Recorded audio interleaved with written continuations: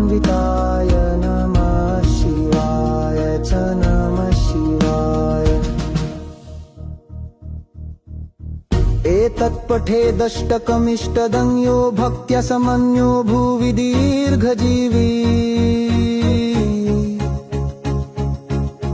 प्राप्नोति सौभाग्यमनन्तकालं भूयात् सदा तस्य समस्तसिद्धिः। अन्विताय नमः शिवाय च नमः शिवाय। एतत्पठेदष्टकमिष्टदं यो भक्त्या समन्यो भुवि दीर्घजीवी